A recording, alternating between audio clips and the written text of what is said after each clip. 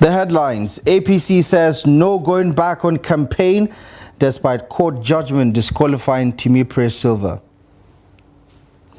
Police parade suspected killers of Zamfara veteran journalist. Bandits kill village head in Niger attack. Algeria enforces francophone schools to adopt Arabic curriculum. Well, good afternoon and welcome to the news update on Trust TV.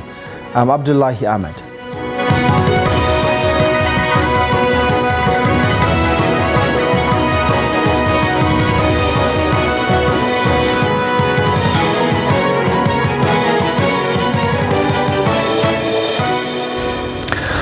We start in Abuja as the national chairman of the All Progressives Congress, Abdullahi Ganduje, says the party remains resolute in the face of a court ruling disqualifying its candidate, Timi Pre-Silva, in the forthcoming governorship election in Bayelsa State.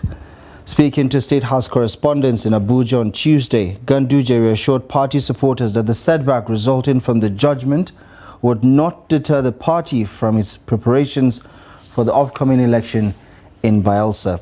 Ganduje emphasized the party's commitment to the electoral process despite the recent legal challenge.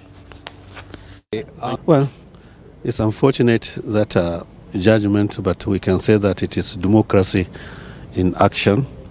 But we learned that the person who took the issue to the court of law is not even qualified because he did not contest with the Silva. Therefore, he's not even qualified for him to take the issue to the courts. However, we are appealing. We are waiting for the judgment and then we appeal on that issue. Well, last 2 weeks I was in Bayelsa for 2 good days, and I think they were ready and they are still ready to win the election. Therefore, this is a little distraction anyway, but we will overcome it. We believe the appeal court will give us a positive judgment, so that, but that will not stop us from making arrangement for the forthcoming election, which is coming up on the 11th November 2023. The Zamfara State Police Command has arrested 2 suspects in connection to the killing of veteran journalist Hamisu Danjibga. Parading the suspects at the force headquarters in Gusau, the Zamfara State capital, the Commissioner of Police Muhammad Shehu says Hamisu Danjibga, a reporter with the Voice of Niger, was killed by his nephew Mansur Haruna and his friend Ibrahim Nababa. The Commissioner of Police said the prime suspect, Mansur Haruna, who is the victim's cousin, confessed to the killing and to the police, giving them details of how the failed kidnap attempt led to the killing of the veteran journalist. The police also paraded a suspected bandit who specializes in trafficking military hardware from Aba in Abia State to a bandits enclave in Kaura Namoda local government area of Zamfara State. Suspected bandits have invaded Kaura Namoda town in Zamfara State, killing 2 persons in the early hours of Wednesday. Witnesses account that the suspected bandits stormed the town, targeting herds of cattle in Kaura Namoda local government headquarters. The bandits said to be carrying heavy weapons shot sporadically to scare residents away, killing 2 persons in the process. Reports say the suspected bandits rustled cattle in the area to unknown locations. Elsewhere, the village head of Zazaga in Munya local government area of Niger State, Usman Sarki, has been shot dead by bandits. Reports say the bandits launched the attack on Zazaga village and adjoining communities on Tuesday night. Sources say unspecified number of other farmers, including women, were kidnapped in the process. A source told our correspondent that the attack was launched in the night on Tuesday and the village head of Zazaga, Usman Sarki, was shot dead and many others have been kidnapped. Residents told correspondents that attacks on communities in Munya, Shiroro and Rafi local government areas in Niger State have become a daily occurrence over the past few weeks. When contacted, the Niger State Police Command's Public Relations Officer, DSP Wasio Abiodun, confirmed the attack, saying there was very few details about the incident.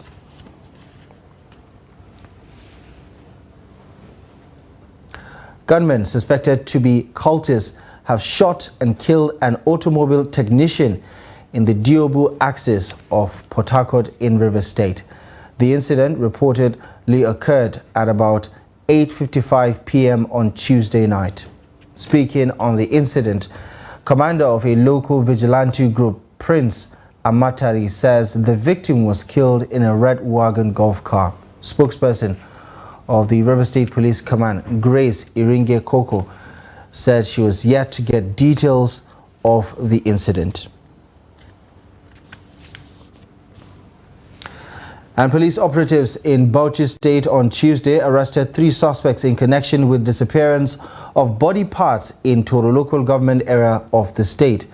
The Commissioner of Police, Mohammed Musa Awal, disclosed this to newsmen during a press conference at the command's headquarters in Bauchi State.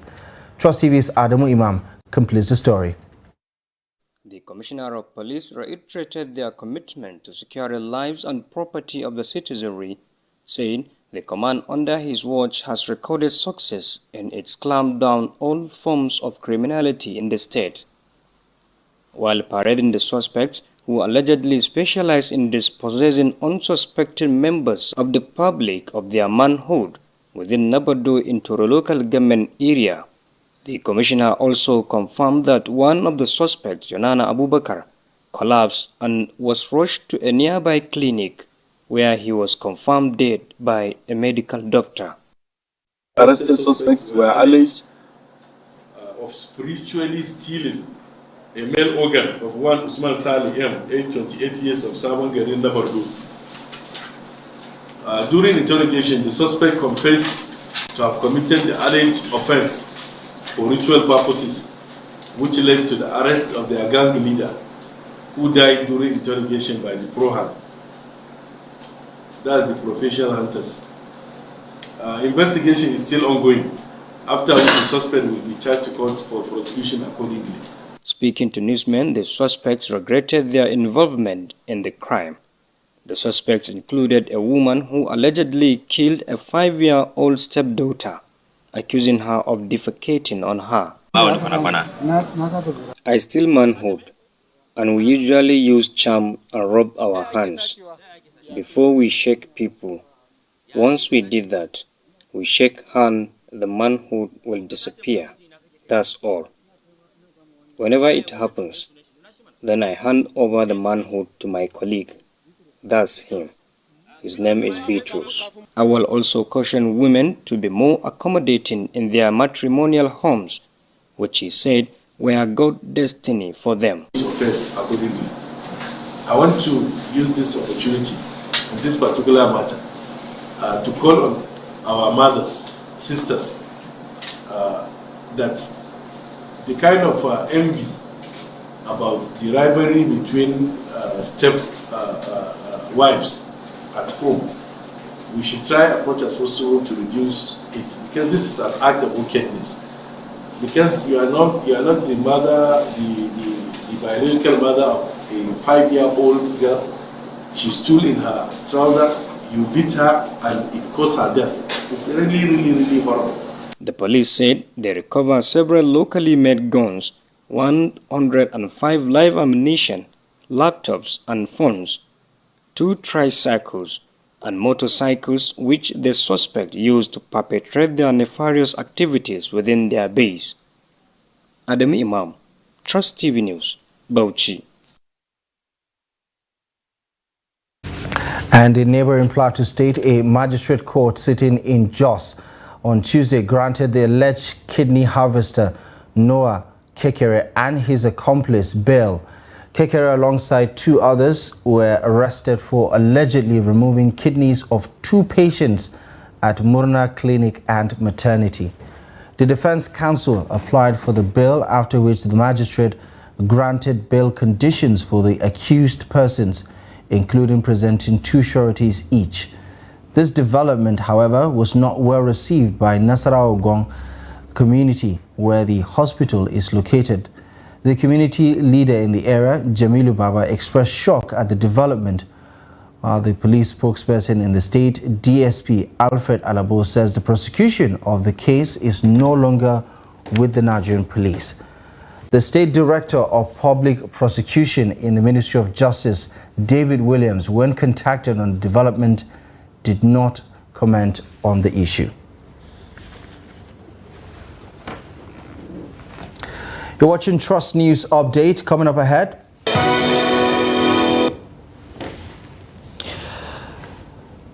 we take a look at the connection between mental health and Nigeria's GDP. Details of this and many other stories coming up ahead after the break. It was never a consensus. We did all our best. You see, in politics, you give your contribution to the best of your ability. If you want, I'll forward to you this statement. You go to this bank and verify. But there are people who say not spending money is not about you in itself. Let me finish. But there's so much to be done. Let me finish. Now, you don't allow me to explain myself. The recent development shows abductions are now a factor of informants embedded in community. It's not about the people of Katsina to say that, no, during my administration I was able to stop insecurity. No. It's about collective responsibility for all of us. And what we should ask ourselves is not what has been seen, is the life better? Are there more people who are unemployed who have not become employed? Is the level of corruption gone down? Is there inclusion? All those issues. We're actually a gas country with associated oil. Our focus has always been on oil, that we have never paid significant attention to gas. To do it effectively, we need to have honest conversation with ourselves. Government needs to come down from its high horse and communicate with the people and build trust. There must be a solution. We cannot continue this way. They must come back to the table and agree. So whose child will do deny education? All these children that sit for jam, they want to go to higher institutions. But just a short while ago you were saying that why bring 10 children when you cannot cater for them? So why bring more universities when you cannot cater for the existing?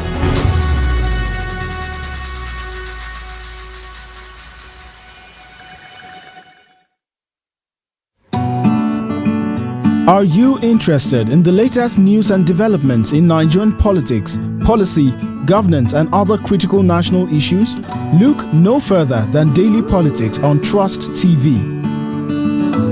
Our panel of experts and key people in government provide in-depth analysis and commentary on the biggest stories in Nigerian politics. And 33.3 million Nigerians are suffering from multidimensional poverty.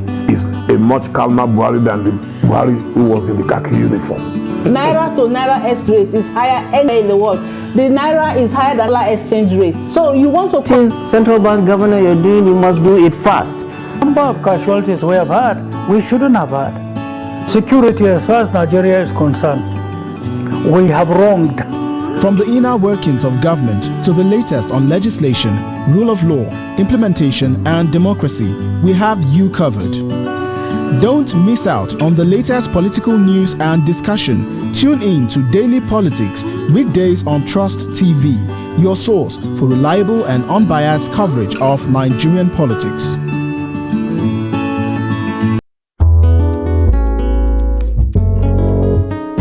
Let's take you on a ride through a series of colors, events, concerts, and lots more. Are you planning an event? EventScope has you covered. Make Trust TV your #1 choice to cover your event. Call 080-3591-0553. EventScope, making your event classic. Follow us on all of our social media platforms at Trust TV News for latest updates on EventScope. Hello guys, welcome to Showtime. I don't even believe there's any other industry that will handle me like movie industry. Yeah. I told you I'm deep and soaked into movie industry. In secondary school, there's Fatima and Mariam Adamu, and then we sort of took the names of the characters in that cartoon. I think entertainers themselves need to wake up and smell the coffee and say, diversification is the way to go. Yes, you can sing or make great beats or, act in a film, but what else can you do? I became one of the best makeup artists in Nigeria. I won AMA Award Best Makeup Artist. Do you think we are I the food when I talk to you, you start straight. Attention!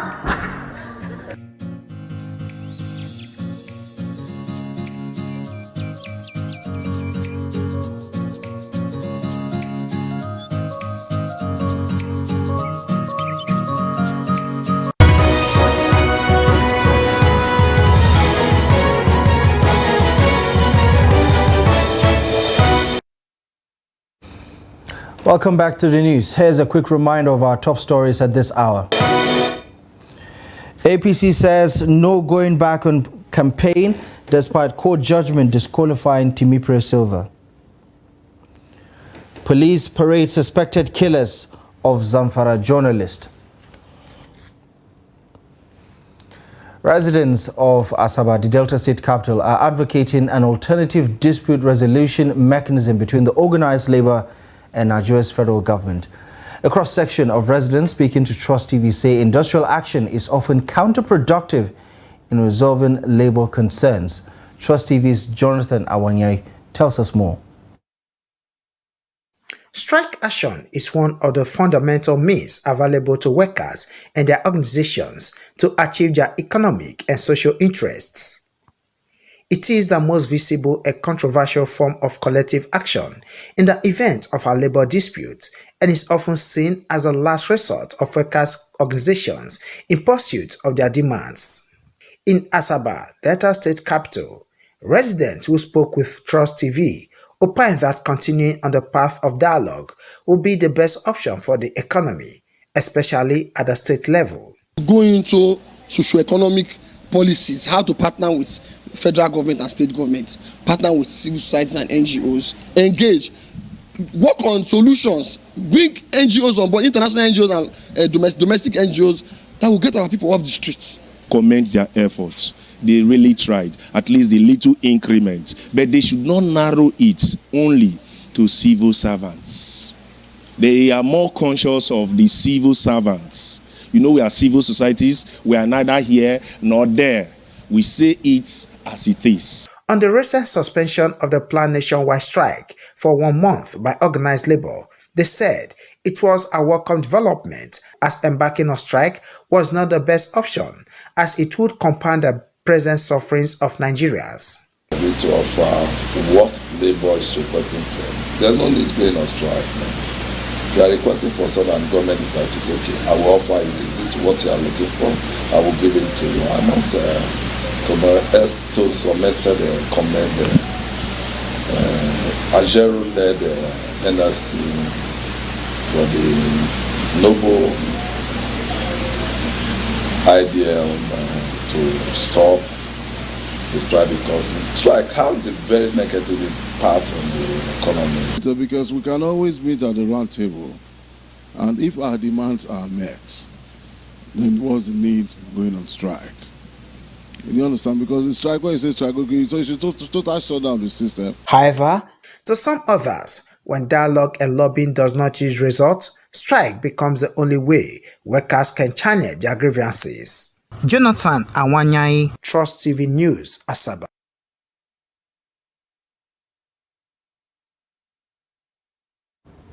Apologies for the loss in audio in part of that report. Now, health is wealth, and that is why medical experts believe that poor mental health among Nigerians without proper care could lead to a decline in Nigeria's GDP.